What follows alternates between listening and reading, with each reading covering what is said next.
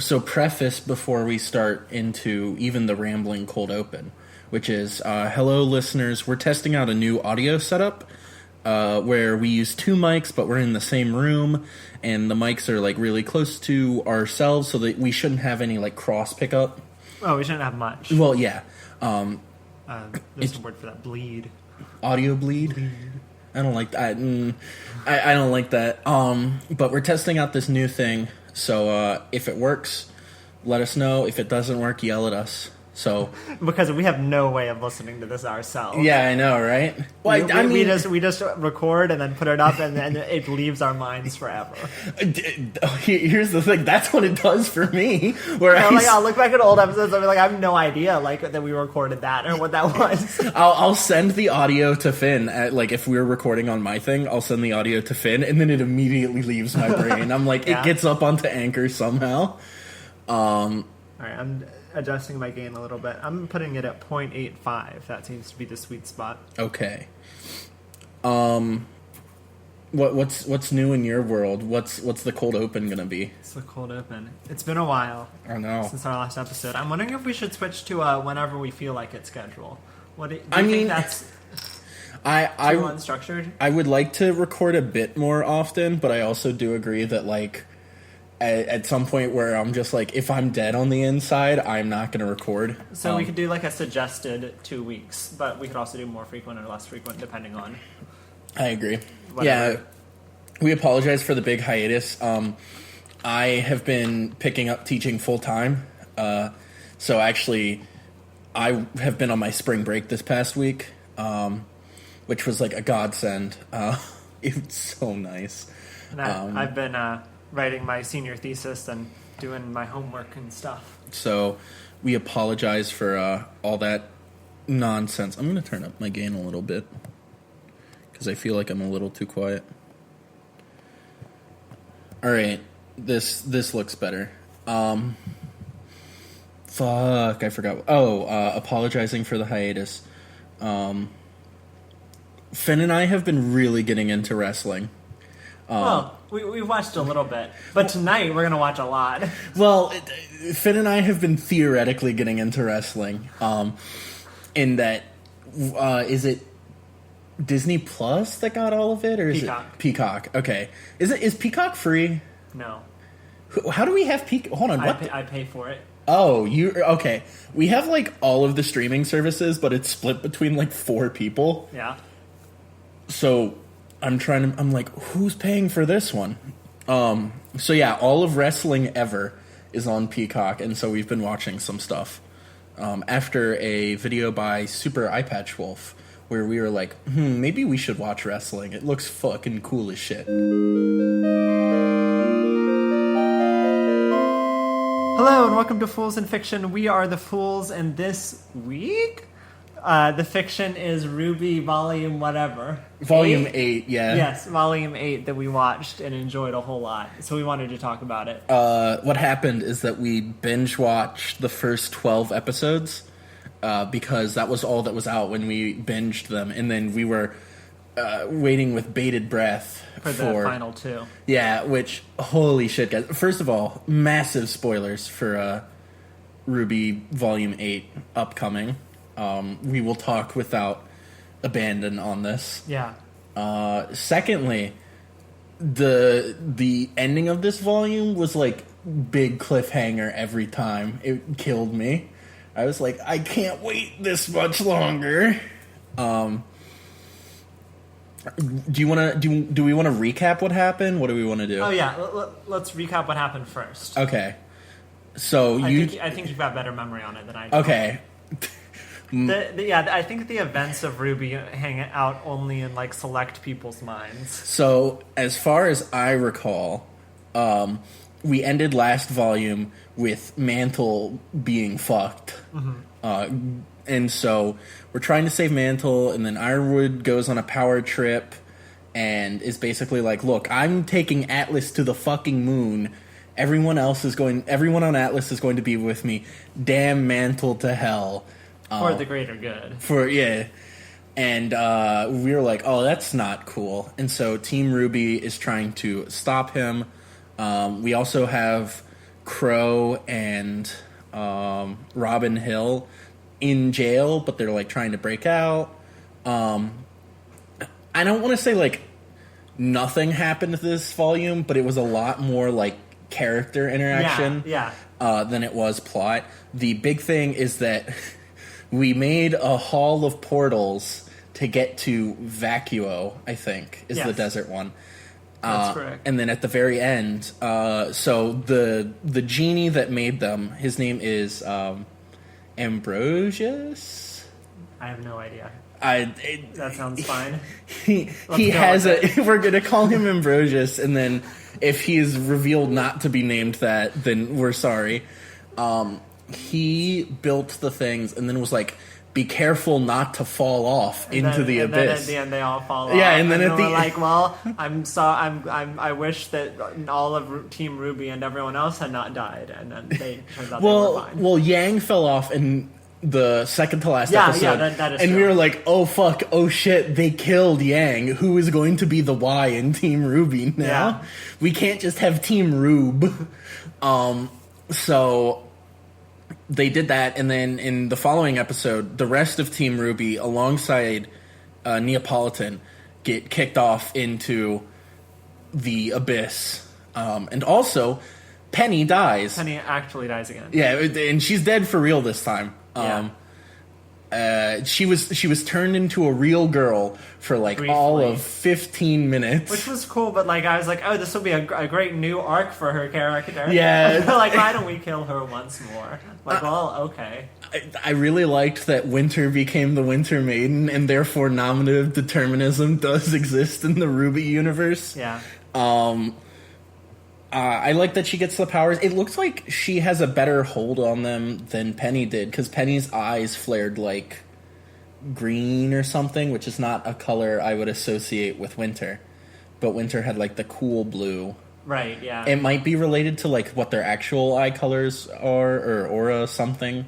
Yeah, I don't think I noticed in the actual like thing. But yeah, Jean had to kill Penny. Right. Which was fucked, and I feel so bad for him. Also, didn't his sword and shield get thrown into the abyss, too? I think so. Fucking F's all around for Jean. That man gets fucked constantly. So, I want to talk about Ironwood. He was the kind of the core of this volume for me. I agree. Something I think was really cool about just, like, the story of this volume was at the beginning we were like, ooh, we're in this moral gray area. Is Ironwood right or is Team RWBY right? And then like, Ironwood immediately was like, I'm wrong. Yeah. So, like, I feel like with a lot of these kind of, like, political thriller kind of thing... Oh, I need to turn down my gain a little bit. With a lot of these, like, political thriller things, they kind of play around with this idea of I want to say moral relativism, but I don't remember if that's the right word. With, like maybe he is right. Isn't that an interesting villain? But like as this volume progresses, we see more and more he really is wrong, and it really like defines, I think, Team RWBY. Like they are the people who are standing up to this like evil shit, and this guy really is evil, and he really did start out in this way that we were like, oh, maybe he's not too bad, and maybe like he's got some good points. And to like actually see that progression was really cool, and I don't think I've seen that in other stories of like a villain going from, oh, maybe we actually do agree with him, and maybe the show wants us to agree with him, to like, fuck this man. Well, I think there's a really big, like, I think a lot of shows try to have the villain that like the road to hell is paved with good intentions, but Ironwood really exemplifies it in ways that I can literally rationalize and understand each step that he takes. It's a really, like, continuous... Yeah, because like, even with some characters that are like, oh, I'm trying to do the right thing, like, they usually have, like, a big jump where they just go from, like, anti-hero or, like, morally gray to absolute fucking dingus asshole. Well, what's her name? Salem falling in the evil pit. Yeah, Salem fell in the goo and then was immediately turned bad. Like, that could have easily happened to Ironwood, and then we're like, oh, now he's evil, like, he has big red eyes or something. But no, like, he, like, had this very continuous progression to, like, actually killing people. Yeah. And what's really interesting is that we we kind of see it bubbling at the seams because like he kills one of the council people like episode 2, and we're like, oh no. He's bad now, and then he like gets worse. Like Ironwood will be tried at The Hague for war crimes following the end of this volume. Yeah. So I don't know. I agree though that like even though he wasn't in every scene, I think Ironwood was the emotional core of the volume. I think it did a really good job of interpersonal stuff. Except for the fact that they still haven't yet Yang and Blake kiss on screen. Yeah, that's a big problem with the volume. And I'm just like, guys, it's right there. You're this fucking close. Yeah. But like I thought there was a scene between Ren and Nora where I was like, oh, we're gonna get blue balled. They're not gonna get together, and that is correct. But like, it was emotionally mature of them to do so. I really enjoyed that. So I really liked that. I feel like there's the Aesops had some interesting stuff, although I feel like they weren't focused on enough. I think I had a hard time following. I think they should have been more of a proper like B side of the storyline. We also got trans representation in RWBY. We did. Which it was very nonchalant, which is always good, where they're not like, look at this trans character, that's their entire being. Like the Netflix solution. So I liked that. Penny was once again a delight to have until she was ripped from my fucking I don't know hands. Why they keep on killing her. Like, she's good. She should stay around. I would like to, like, personally, as a pet project, make a list of cast members that I would like to see killed more than I would like to see, like, Penny killed. Like, who would I trade for Penny? Oh, you mean characters? Yeah. I thought you meant the cast. Oh, no. I personally go to Rooster Teeth headquarters and kill the cast until they resurrect Penny. Yeah. Fuck, what else? Oh, Ember is... not Ember. Emerald is now a good guy. Likewise with whatever his name is who Oscar convinced. Hazel. Hazel, yeah. So it's very nice to see that, like, Salem's forces are kind of crumbling around her. Even while, like, her power is, like, much larger than we had even thought before. Yeah. I'm trying to think. Emerald, I think, gets a pass for this season for not being as fleshed out with that just because it's a recent development. Yeah. But I think next volume they have to address, like, they have to talk more. Which is interesting because RWBY, everyone was originally like, RWBY is a fighting show, and now I'm just like, no, we need to, like, have the characters just for one volume sit in therapy together. Yeah. I'm trying to dance around the elephant in the room because I don't want to bring it up. What is that? The big thing, the best thing of the volume, because I want to use that as like the finisher, the finale. I think I know what it is. I think it would be hard to miss. Oh, Watts died. Yes, he did. Cinder killed Watts, which was very cathartic. Yeah. I fucking... Oh, we got Cinder backstory. Yeah. Fuck! That popped into both of our heads at the same time. That was pretty cool. I'm glad that we finally did. I think it was a bit overdue. I thought her backstory was... I thought it was well done. I don't think it was tragic enough to make me go like, oh yeah, she's perfectly in the right. Which I think is the point. Yeah, it was sufficient for her character, but not sufficient for, like, her empathy. actions. Yeah. So I think we've had backstory really on almost everyone. We've had... I'm trying to think of the people that we've had the least amount on, and, like, Tyrion, we don't have much on. Right. I don't think we had much on Watts. Yeah, I don't think so either. And then, like... I mean, other, like, minor characters, but I think those are, like, the two big I can think of that we really don't know much about. And those two I don't think we needed to. I I think that this volume was kind of Team RWBY light, which was all right.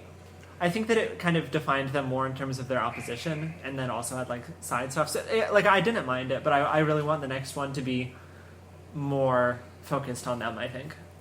Well, and we also have to think about the team. Oh God, what is the fan one for what is left of Team Juniper and then Oscar? Oh, I don't know. Oh, I don't remember what it's called. But Oscar, Jean, Ren, and Nora, I want to see get more development. Yeah. For sure. We did not see a lot of Crow this volume. And I suspect that Crow is getting, like, kind of written out because the voice actor for him is noticeably not Vic Mignogna. And I don't know if the fans care that much, but I feel like what Rooster Teeth is going to be is, like, Crow's irrelevant now, so we don't have to deal with people being like, rehire Vic Mignogna to voice him. That's valid, I think. I mean, I'd like to see more Crow, but whatever. Yeah, I mean, I think he has, at the very least, played enough of a part that if he, like, dies or takes a bow out or something like that, I would understand it. Yeah. One other thing.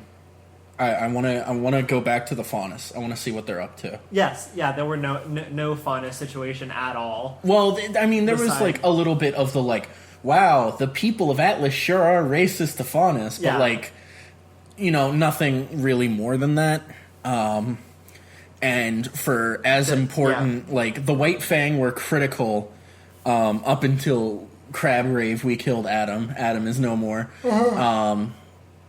And then, but like, what was it? Gira and Callie were just like, yeah, we might make like another White Fang and like go somewhere and do shit with that. And then it didn't happen. Well, not yet. Well, not yet. Or we're not seeing it. But we're also missing Ilya, Sun, Neptune, well, all of Team Sun. Yeah. Which, let me see if I can remember. Sun, Scarlet, Neptune. Oh, I don't remember the other S. It's 3 S's and then an N for the team. I don't know. I'm yawning so much. Excuse me. I've cursed Finn to yawn. Oh, it's 4:00. This is the yawning time. The yawning time. All right. I think I've exhausted everything but the big thing. I think the last thing I was going to say is it was really nice to like really enjoy RWBY after watching the RWBY is bad episode, because like you start to internalize it a little bit. You're like, you know what, RWBY bad, and like, why did I ever love this? And of course we had our whole episode like rebutting it. Yeah, but it's still like the gets seed into your is head planted. A little bit. Yeah, and then like actually watching it and being like, oh my god, I love these characters. I can't wait to see what happens next. It's like, oh yeah, we were valid in the past to enjoy this. And that's how I feel about Now You See Me. Where, like, as a kid, I saw that movie, and I was like, I love this, and then I saw, like, people were like, this doesn't make sense, this is all bullshit, and I'm like, I can't believe it. I guess I shouldn't have ever loved anything. And then I watched it again last night with my parents, but, like, my brain was fully off, and I'm like, fun heist movie with magic. So, alright. I want to hear what this last thing is. Alright, so there's a scene in Volume 8 that is so immaculately animated that Finn and I had to watch it roughly 5 times. We were talking about different things. Oh, what are you thinking? I'm thinking about the weird-ass Grimm thing. Oh, that never did get addressed. Fuck. There's a talking Grimm that transformed, and there might have been a human in there. I forgot. I genuinely forgot not only about that. Oh, the Sneeze had a whole thing, too. Well, yes and no. They were the setting of a whole thing. Yeah. Like, I guess Willow and Whitley get more character development. I forgot that human Grimm are real, or whatever the fuck that was supposed to be. I don't know what to draw from that either. And then we used the silver eyes to fuck it up, didn't we? Yes. Okay. That was our one silver eye per volume. You get one. Yeah. But the thing. Okay, yes, so the animated thing is that There it is! Chris gets the burp. That was well timed. I'm proud of you. We told Chris to burp once, and that was it. So the scene is that Oscar is trying to like get out of the big fucking grim whale that Salem has. The Cylon, whatever the fuck, base star of a grim. And so Hazel is fighting Salem, and like he's trying to leave with Hazel and Emerald, and then Ozpin in his brain is like, you need to use the cane, and apparently the cane stores energy. Yeah, and big battery. Ozpin has been storing energy since for fucking ever, and hits him with the change the world, and he has perhaps the biggest explosion I've ever seen in any show compared to what we had seen before it. Just recounting the events, it doesn't seem super cool. Like, oh, Deus Ex Machina, the cane had the power to blow up the whale, but like fucking seeing that thing, it was so cool. It was. I joked and I said that the animation for that, the budget for it was more than all of Volume 1. And I stand by it because there's like this light shading thing. We first see it. More yawning. So we first see it when Ironwood is. He's like in a conference room. Yeah, and he's like about to tell them to deploy the bomb that he was going to use on the whale. And then like he turns around and sees just like this huge fucking green explosion, and the shading on it is great, and we get to see a couple other like point of views for it, like particle effects. Yeah, and it's just settles. it's so fucking good. Yeah, that was the highlight of the volume for sure. That was in the episode that I gave it a 9 out of 10, and literally the only bad thing was that Yang and Blake did not kiss. Yeah. That was the one where they had like the head to get like their foreheads were touching, and I'm just like, just kiss, you fucking prudes. Yeah, we're in 2021. It's ridiculous that Blang and Yank have not kissed. Blang and Yank. Holy shit! I'm killing Finn Yang now. And Blake. Blang. Yank. God, that's gonna send me for a bit. And I don't want to sound like the person that's like shipping is the most important thing, because really almost all other relationships in RWBY I don't give a fuck, but this one they have cock teased us so much on. Or I'm just like, give us our lesbians. It would also give us like a stronger core for Team RWBY, I think. Yeah. Like we have the two of them are sisters, but two of them are lovers would be even better. A different two. A different. God, I'm glad you said that, because there are people that ship RWBY and Yang, and we call those people bad. Monsters. Get them out of here. But yeah, RWBY Volume 8, very good. What are things that are coming up? Oh, the new season of My Hero is out. And Finn needs to start watching it. Finn is being assassinated by his own yawning. What if we do an episode on this WrestleMania? God, I don't know. I guess if anything jumps out at us. Yeah. Oh, God, so the WrestleMania story, now that it's on my mind, so we watched last year's a while ago, or a couple weeks. And the very end of we watched the first part of it. We watched the first night. This is another 2-night one. WrestleMania 37 going on tonight. Yeah. So for WrestleMania 36, we've only seen the first night, but it ends off with the last match the Undertaker will ever have professionally versus AJ Styles, who is like a really well-known heel.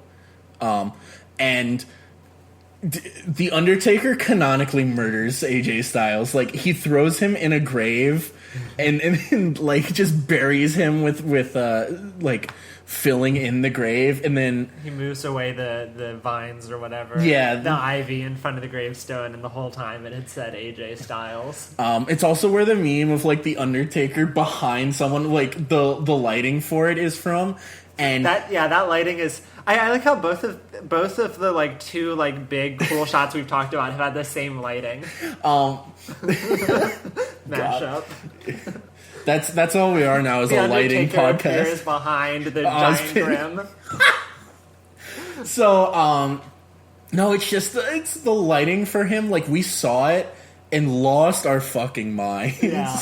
It was incredible. Can't wait to see what they got prepped for this WrestleMania. Yeah.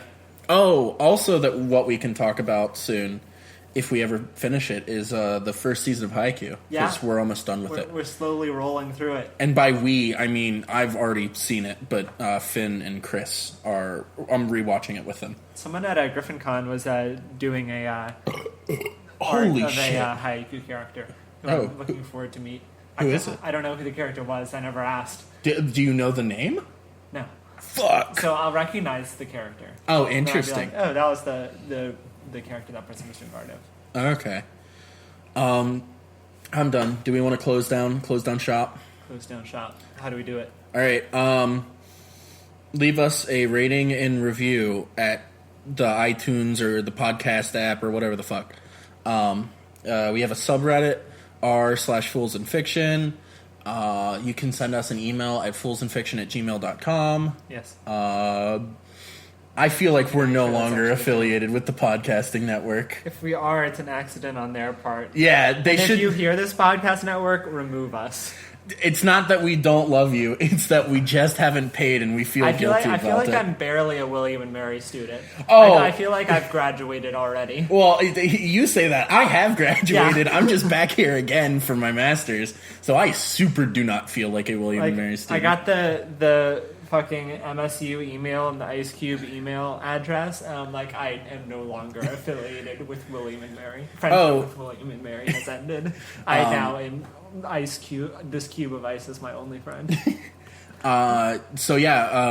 Finn is going to do a PhD program with Minnesota or Michigan State. I almost said Minnesota, and I'm like, I don't think Minnesota has physics. Physics free zone. I can't even picture. Minnesota is near Michigan. That's all I know. Is it? It's to the left. No, you might call that west. No, it is? Hold on, no. Wisconsin is to the west of Michigan, isn't it? That sounds right. Let me look at that. Michigan State is going to cancel Finn's PhD program for not knowing where Minnesota is. That is Wisconsin. Big twist. Oh! It is to the left. It's to the left of Wisconsin. All right, I was wrong. I will be taken out back and shot for my treason. I got this coast mixed up with this coast. That must have been great for... Yeah, visual comedy is my favorite thing to do on this podcast. Listen to the podcasting network at Spreaker.com/user/PNWM. Yep.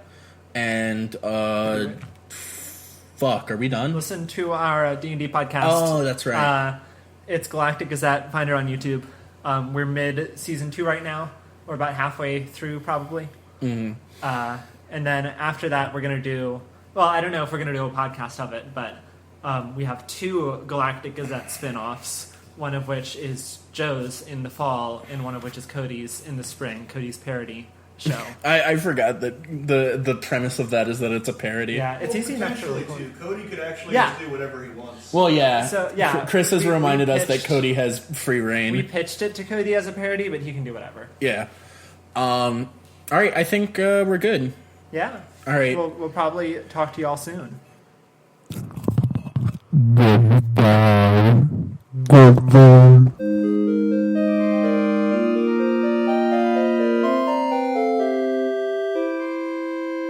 Please, for the love of God, turn the podcast off.